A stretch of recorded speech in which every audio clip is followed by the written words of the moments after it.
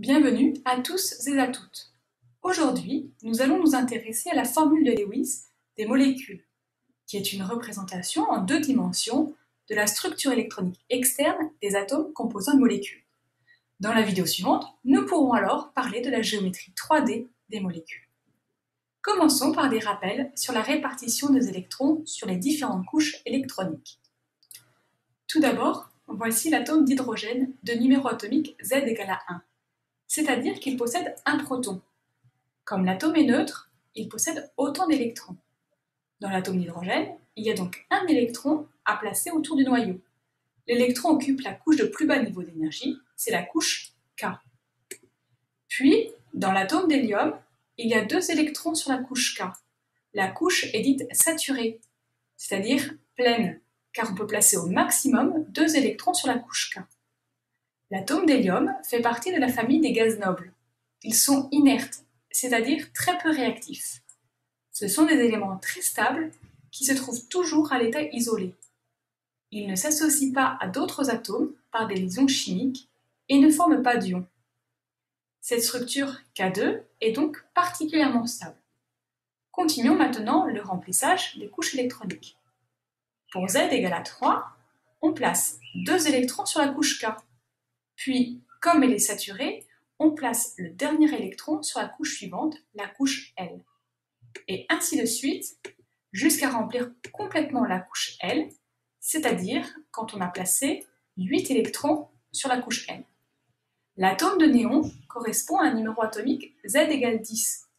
Il appartient également à la famille des gaz nobles. La structure électronique K2L8 est donc également stable. Puis, on remplit la couche M jusqu'à Z égale 18, qui correspond à l'atome d'argon appartenant à la famille des gaz nobles. La structure K2L8M8 est donc également une structure électronique stable. Les atomes autres que les gaz inertes ou gaz nobles évoluent chimiquement de façon à acquérir la structure électronique du gaz noble le plus proche, c'est-à-dire en possédant 2 électrons ou 8 électrons sur la couche externe. Donc une structure électronique en K2 ou en K2L8 ou en K2L8M8.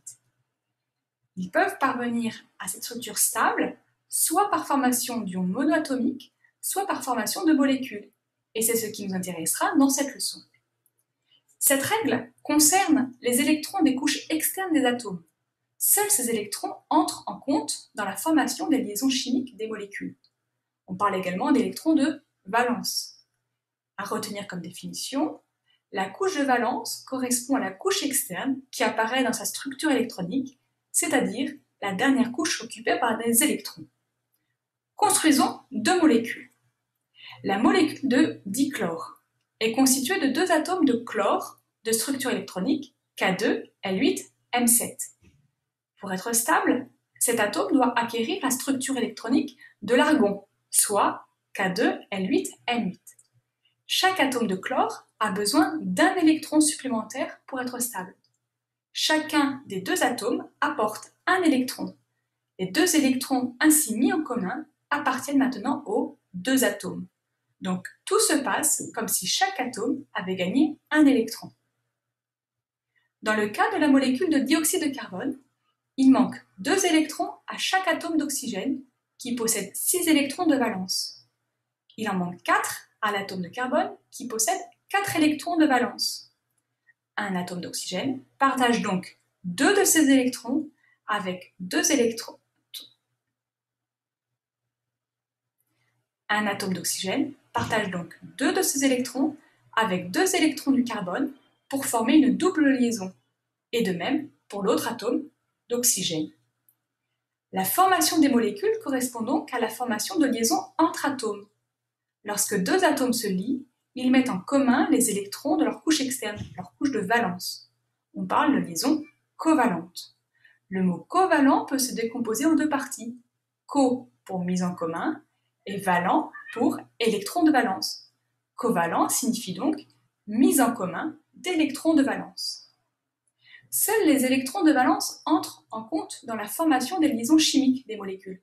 Donc on ne représente que ces électrons. Les électrons qui appartiennent à 2 atomes et qui sont partagés forme une liaison covalente, appelée également doublet liant. Elle est représentée par un tiret entre les deux atomes qu'elle relie.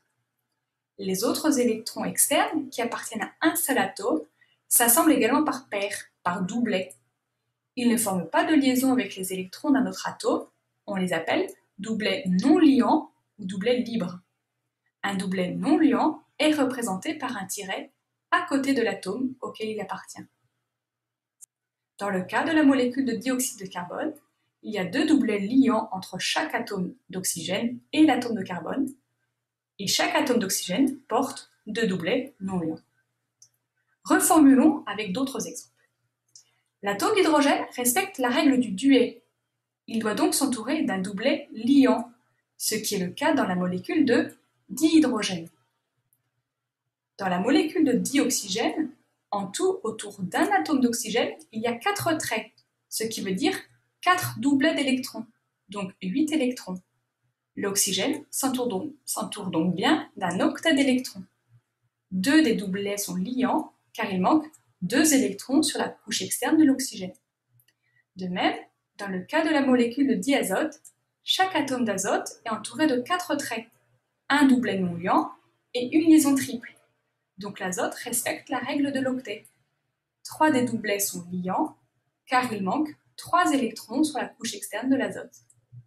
À retenir que les atomes peuvent former des liaisons covalentes, simples, doubles ou triples, chaque atome partageant les électrons de manière à obtenir un duet ou un octet d'électrons.